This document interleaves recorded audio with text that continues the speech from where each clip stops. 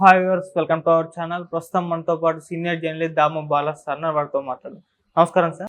Sir, Sunitha Reddy గారు వివేక హత్య కేసుకు సంబంధించి కొన్ని కీలక అంశాలు బయట పెట్టారు. అయితే ఇప్పుడు దీనికి దీటుగా అటు వైసీపీ వాళ్ళు నర్రెడ్డి రాజశేఖర రెడ్డి గారిని రంగంలోకి దించి ఆయన సిబిఐకి ఇచ్చిన వాంగ్మూలాన్ని బయట పెట్టారు. అసలు సునీత గారు చెప్పిన దాంట్లో ఏముంది, మరి ఈయన చెప్పిన దాంట్లో ఏముంది?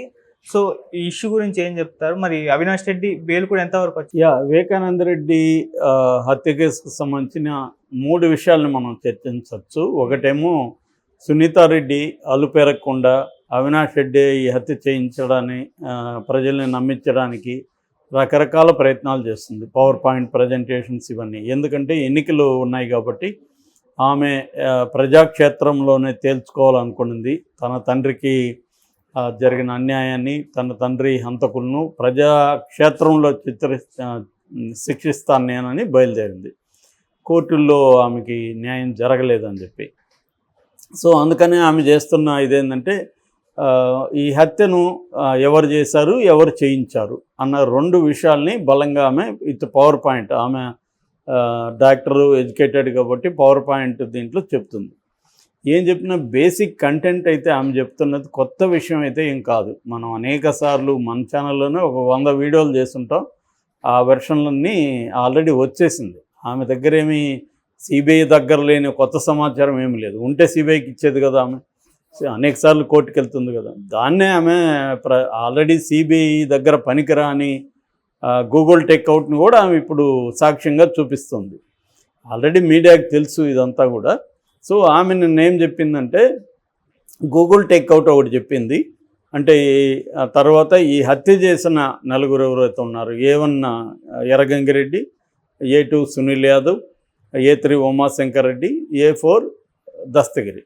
ఈ A4 దస్తగిరిని పక్కన పెట్టింది. ఎందుకంటే ఆమెకు దస్తగిరి ఇప్పుడు కావాల్సిన వ్యక్తి అయిపోయాడు కాబట్టి దస్తగిరిని ఆమె ప్రొటెక్ట్ చేస్తుంది. ఈ 3 ఉన్నారు కదా, ఎర్రగంగిరెడ్డి, సునీల్ యాదవ్ అండ్ ఉమాశంకర్ రెడ్డి, ఈయనతో కలిసిన ఫోటోలు పెట్టింది. అవి నిజానికి కోర్టులో ఇవన్నీ పనికిరావు. ఎందుకంటే హంతకులు అనుకుందాం, ఫర్ ఎగ్జాంపుల్ నీతోనూ నాతోనూ కూడా ఫోటోలు దిగుతారు. ఫోటోలు దిగితే మనం ఉన్నట్ట. హంతకులు అనేక మంది ఫోటోలు దిగుతారు, అనేక మంది ఫోన్లు చేస్తారు. అంత మాత్రాన వాళ్ళందరూ కూడా ఇన్వాల్వ్ అయినట్ట.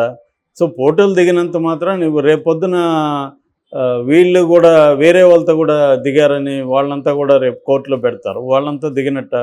కాబట్టి ఇవేమి ప్రూవ్ కావు. కానీ ఆమె ఏం చేస్తుందంటే జనాల్ని నమ్మించడానికి శాయశక్తులు ట్రై చేస్తుంది. ఆమెకు కూడా తెలిస్తే ఆమెకు ప్రూవ్ అవుతామని తెలిస్తే కోర్టుల్లో ఇచ్చుంటుంది. ఆమె అడ్వకేట్స్ అంతా కూడా సిబిఐ అడ్వకేట్స్ తరఫున పనిచేస్తున్నారు. ఎప్పుడో అయ్యేది కదా. ఆమెకు కూడా తెలిసి ఏం చేస్తుందంటే జనాలకి మ్యాక్సిమం నమ్మించడానికి ట్రై చేస్తుంది. అందులో భాగంగా ఆమె ఏం చెప్తుందంటే ఫోటోలో ఒకటి చెప్పింది. రెండోది గూగుల్ టేక్అవుట్ చెప్పింది. గూగుల్ టేక్అవుట్ అక్యురేట్ కాదని సిబిఐ కోర్టుకి చెప్పేసింది. సో గూగుల్ టేక్అవుట్ అనేది ఇంకా ఆల్రెడీ అది అవుట్ ఆఫ్ క్వశ్చన్. సో అది కూడా ఆమె చెప్పింది. సో గూగుల్ టేక్అవుట్లో ఫోన్ నెంబర్స్ ఈ డీటెయిల్స్ ఇచ్చిందనమాట. అంటే ఒక్కోసారి స్టాటిస్టికల్ డేటా ఎలా ఉంటుందంటే అది ఏమాత్రం రిలవెంట్ కాదని తెలిసినా ఒక డేటా ఇవ్వడం ద్వారా జనాల్లో నిజమేమో అని నమ్మకం కలుగుతుంది. అందుకని ఆమె ప్రయత్నిస్తున్నట్టుగా కనపడుతుంది. సో ఇది ట్రై చేస్తుంది. కొత్తగా ఏమి లేదు. ఆమె అవినాష్ రెడ్డి, భాస్కర్ రెడ్డి, దేవిరెడ్డి, శివశంకర్ రెడ్డి వీళ్ళు ఈ 4 ద్వారా మా నాన్నని చంపించారు. దీనికి ఆమె చెప్పే మోటివ్, ఎప్పుడైనా కూడా ఒక హత్య జరిగితే మోటివ్ ఫార్ మర్డర్ అంటే హత్య దేనికోసం చేశారు అనేది ఇంపార్టెంట్. మోటివ్ని ఎస్టాబ్లిష్ చేయాల్సి ఉంటుంది కోర్టులో. అందుకని ఈమెం చేస్తుందంటే మోటివ్ని మళ్ళీ పాత వెర్షన్ని తీసుకొచ్చింది. అదేంటంటే అక్కడ తనకి అడ్డుగా ఉన్నాడు వివేకానంద రెడ్డి ఉంటే తను ఎంపీగా సీట్ ఇవ్వడు జగన్. కాబట్టి అడ్డుగా ఉన్నాడు కాబట్టి ఆయన తొలగించున్నాడు. ఇదొక విచిత్రమైన వాదన నాకు తెలిసి. ఎందుకంటే ఆ రోజు కూడా అవినాష్ రెడ్డి గెలుపు కోసం వెళ్ళి క్యాంపెయిన్ చేసి వచ్చాడు వివేకానంద రెడ్డి. మరి ఇంకా అడ్డుగా ఉండేది ఏంటి? ఆల్రెడీ జగన్ ఆయన్ని డిక్లేర్ చేశాడు అనఫ్సియల్గా ఇతనే ఉంటాడని. ఆల్రెడీ ఇతను వెళ్ళి క్యాంపెయిన్ చేస్తున్నాడు. క్యాంపెయిన్కి వివేకానంద రెడ్డి వెళ్ళి కూడా క్యాంపెయిన్ చేస్తున్నాడు. ఇంక వివేకానంద రెడ్డి అడ్డుపడ్డం ఎలా? వివేకానంద రెడ్డి చెప్తే జగన్ ఎందుకు, అది జగన్ పార్టీ, రీజనల్ పార్టీలో లీడరే బాసు. తనేమనుకున్నాడంటే తనకి వివేకానంద రెడ్డి వాళ్ళ నాన్నకి ఎలాగో అలాగే అవినాష్ రెడ్డి తను గ్రూమ్ చేసుకుంటే అవినాష్ రెడ్డి మనకి పనికొస్తాడు, అవినాష్ రెడ్డి లాయల్గా ఉన్నాడు, క్యాపబిలిటీస్ ఉన్నాయి, చదువుకున్న వ్యక్తి, తనని ఢిల్లీలో మనం గ్రూమ్ చేసుకుంటే ఢిల్లీలో రేపొద్దున మనకి పనికొస్తాడనేది అతను ఒక గ్రూమ్ చేసుకుంటూ వెళ్తున్నాడు, ప్లాన్డ్గా వెళ్తున్నాడు అతను. అట్లాంటి దాన్ని నువ్వు వెళ్ళి వాళ్ళకి ఇవ్వండి వీళ్ళకి ఇవ్వండి అవినాష్ రెడ్డికి ఇవ్వద్దంటే జగన్ ఎందుకు వింటాడు? జగన్కి ఒక ప్లాను ఒక వ్యూహం ఉన్నాయి దానికి సంబంధించి. దాంతో చెప్పుండొచ్చు ఈయన అవినాష్ రెడ్డి వద్దని వివేకానంద రెడ్డి అనుకొని ఉండొచ్చు. అట్లాగే తను కోరుకున్న షర్మిలాకో ఇంకొకరికి ఇప్పించమని అడిగి ఉండొచ్చు. ఆయనకున్న స్ట్రాటజీలో జగన్ వెళ్తున్నప్పుడు జగన్ ఆయన మాట వినలేదు. విన్నప్పుడు వివేకానంద రెడ్డి ఏం చేసి ఉండాలి? మామూలుగా అయితే నేను గట్టిగా వ్యతిరేకిస్తున్నాను, నేను రాను క్యాంపెయిన్కి కూడా అని చెప్పుండాలి కదా. మరి ఎందుకు క్యాంపెయిన్కి వెళ్ళాడు? క్యాంపెయిన్కి వెళ్తున్నాడంటే అర్థమేమి? ఆయన యాక్సెప్ట్ చేశాడు, చేసి అతని గెలుపు కోసం తన వంతు కృషి చేయడానికి ఆయన చేస్తున్నాడు, ప్రయత్నం చేస్తున్నాడు. అది కదా, అది అందరికీ తెలిసిన నిజాన్ని కూడా అబద్ధంగా నమ్మించే ప్రయత్నం తప్ప ఇక్కడేమీ లేదు. అంటే ఒక ఫాల్స్ దీన్ని మోటివ్ని తీసుకొచ్చి ఇదే అసలు మోటివ్ అని నమ్మించడం తప్ప ఎవరు కూడా కన్విన్స్ అయ్యే ప్రయత్నం అక్కడ కనిపించట్లేదు. ఎందుకంటే నేను దాని మీద వెల్ రీసెర్చ్ చేసి మన దాంట్లో ఒక 100 వీడియోలు చేస్తుంటాం, అందువల్ల చెప్పగలుగుతున్నాను. నేను ఆ డాక్యుమెంట్స్ అంతా కూడా చూశాను. సో ఇది ఏంటంటే ఇది రాజకీయంగా దీన్ని ఉపయోగించుకోవడం ఓకే, లీగల్గా ఇది పనికి వస్తుంది అంటే లీగల్గా పనికిరాదు. పనికొచ్చేటైతే ఈ పాటికే కోర్టుల్లో తేలుండాలి. కోర్టులో తేలలేదు కాబట్టి ఆమె ఇక్కడ మాట్లాడుతుంది. సో ఆమె దగ్గర నా దగ్గర చాలా ఇన్ఫర్మేషన్ ఉందంటే మరి ఎందుకు సిబిఐకి ఇవ్వలేదు? ఇన్ఫర్మేషన్ ఉంటే సిబిఐ ఎందుకు కోర్టులకి సబ్మిట్ చేయలేదు? కొత్తది ఏమైనా ఉంటే. ఇప్పటివరకు సిబిఐ దగ్గర అవినాష్ రెడ్డి ఇన్వాల్వ్ అయినట్టు ఒకే ఒక ఎవిడెన్స్ ఉంది, అది దస్తగిరి వాంగ్మూలం. అది కూడా హియర్సే ఎవిడెన్స్ అంటారు. దస్తగిరికి చెప్పలేదు అవినాష్ రెడ్డి చంపమని. దస్తగిరికి ఎవరు చెప్పారు? దస్తగిరి చెప్పిన దాని ప్రకారం ఎర్రగంగారెడ్డి చెప్పాడు. ఎర్రగంగారెడ్డికి ఎవరు చెప్పారంటే అవినాష్ రెడ్డి భాస్కర్ రెడ్డి చెప్పారు అని ఎర్రగంగారెడ్డి దస్తగిరికి చెప్పాడని దస్తగిరి వాంగ్మూలం ఇచ్చాడు. సో దీన్నే చెప్పుడు మాటలు అంటారు, హియర్సే అంటారు లీగల్ భాషలో. హియర్సే అనేది మామూలుగా చెల్లదు, ఎప్పుడో అది ఒక ఎక్స్ట్రీమ్ కండిషన్లలో తప్ప దాన్ని ఎస్టాబ్లిష్ చేయొచ్చు తప్ప మామూలుగా సాక్ష్యంగా అది హియర్సే చెల్లదు. కాబట్టి ఇప్పుడు పైగా అతను అప్రూవల్ అంత కూడా అని ఒప్పుకున్న వ్యక్తి, అతని మాటలకి అంత వాల్యూ ఎలా వస్తుంది? హియర్సే ఇది రేపు పొద్దున కోర్టులో ట్రయల్ అప్పుడు ఇవన్నీ నిలవు. అది తప్ప ఇంకేమీ లేదు. బ్లడ్ ఇతను ఇంకోటి ఏంది వీళ్ళు ఆరోపించేది బ్లడ్ క్లీన్ చేశాడని. క్లీన్ చేసినట్టు ఎక్కడ అక్కడ ఆధారాలు లేవు. క్లీన్ చేసింది ఎర్రగంగారెడ్డి అని చెప్తున్నారు. ఇతను వెళ్ళాడు ఆ టైంకి, అంత తప్ప ఇతనికి మళ్ళీ ఫోన్ చేసింది ఎవరు?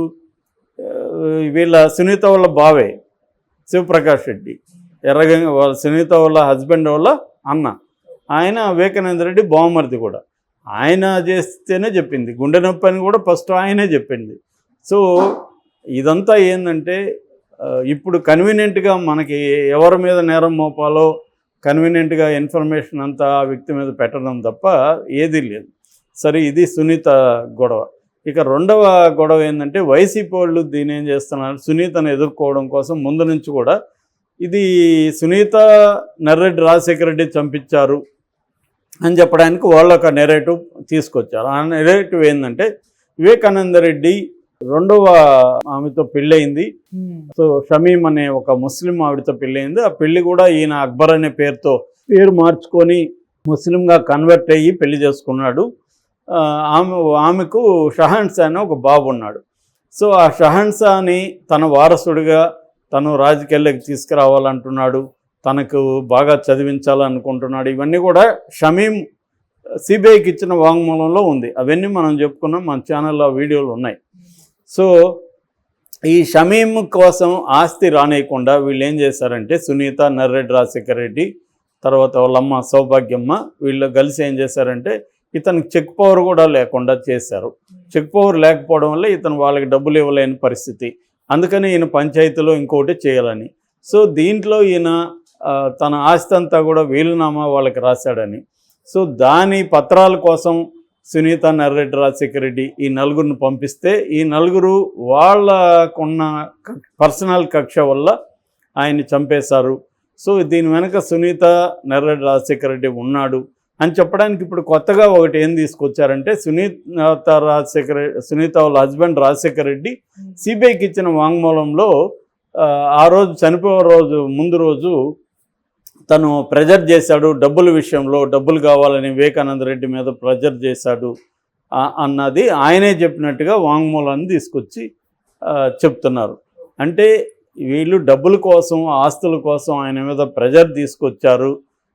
ఆయన వీళ్ళ మాట వినకపోవడం వల్లే ఈ నలుగురిని పంపించి ఆ డాక్యుమెంట్లు అవి తీసుకురావద్దాం అనుకున్నారు. దాంతో వాళ్ళు చంపేశారు. దాన్ని కవర్ చేయడానికి ఆయన రాసిన చివరి లెటర్ని కానీ ఆయన ఫోన్ను కానీ పోలీసులకు ఇవ్వద్దని పిఏ కృష్ణారెడ్డి వీళ్ళు చెప్పారు. అందుకని కృష్ణారెడ్డి ఆ రెండింటిని కూడా తన ఇంట్లో దాచిపెట్టాడు. దాని తర్వాత వీళ్ళిద్దరూ మధ్యాహ్నం హైదరాబాద్ నుంచి పులివెందులకి మధ్యాహ్నం చేరుకుంటే అప్పుడు వాళ్ళకి ఇది ఇచ్చాడు. ఆ తర్వాత వీళ్ళు అప్పటికే పోలీసులకు తెలియడం వల్ల, పోలీసులు అడగడం వల్ల వీళ్ళిద్దరు ఇచ్చారు. సో దాంట్లో వాళ్ళు ఆ ఫోన్లో వీళ్ళ కాల్స్ అవన్నీ డిలీట్ చేశారు అనేది వెర్షన్ అన్నమాట. ఇవన్నీ కూడా తేలాల్సింది కోర్టులో. మనం డౌట్లు అడగచ్చు కానీ మనం జడ్జిమెంట్స్ ఇవ్వకూడదు. ఆమె సరే జడ్జిమెంట్స్ ఇవ్వకూడదు. నిజానికి ఇది ఆమె మీద వీళ్ళు కేసు వేయచ్చు. ఆల్రెడీ దస్తగిరి కేసు కూడా వేసున్నాడు. ఏంటి ఎవరు చంపారనేది సునీత ఎలా తీర్మానిస్తుంది? ఆమె ఆరోపించవచ్చు, కోర్టులో ఆమె ప్రూవ్ చేయాల్సి ఉంటుంది. అది చేయకుండా ఇతనే హంతకుడని ఒక ప్రత్యర్థిని చెప్పడం వల్ల, షర్మిల ప్రత్యర్థి కదా అతను, చెప్పడం వల్ల రేపొద్దున అతనికి ఎలక్షన్లో విన్నింగ్ ఆపర్చునిటీస్ తగ్గుతాయి. సో అది ఇది. ఇక బెయిల్ విషయానికి సంబంధించి దస్తగిరి వేసిన బెయిల్ రద్దు పిటిషన్ని హైకోర్టు ఆమోదించింది. దాని మీద చర్చలు జరిగాయి. సో వీళ్ళ వాదనలు వీళ్ళు ఇచ్చారు. దస్తగిరిని బెదిరిస్తున్నారు కాబట్టి అతను బెయిల్ రద్దు చేయమని జడ శ్రవణ్ కుమార్ అడ్వకేట్ వాదించాడు. అవతల నిరంజన్ రెడ్డి ఏమో బెదిరించినట్టు ఎటువంటి ప్రూఫ్స్ లేవు, ఊరికే అతను ఆరోపిస్తున్నాడు తప్ప ప్రూఫ్ ఏమీ లేదు. కాబట్టి అతను పైగా ఇప్పుడు ఉన్నది ప్రభుత్వం ఎవరి చేతిలో ఉంది? ఎలక్షన్ కమిషన్ చేతిలో ఉంది. ఇతను ఎలాగా తన పోలీసుల ద్వారా బెదిరిస్తున్నాడు అని చెప్తున్నారు. పోలీసులు ఇతని మాట ఎందుకు వింటారు, ఎలక్షన్ కమిషన్ మాట వింటారు అనేది నిరంజన్ రెడ్డి ఆర్గ్యూ చేశాడు. ఏదేమైనా తీర్పు అయితే రిజర్వ్ అయింది. అది ప్రకటించే అవకాశం రేపు ఎల్లుండో ఉంది. ప్రకటించే వరకు మనకు తెలీదు బెయిల్ రద్దు అవుతుందా లేదా అనేది. Okay, thank you so much.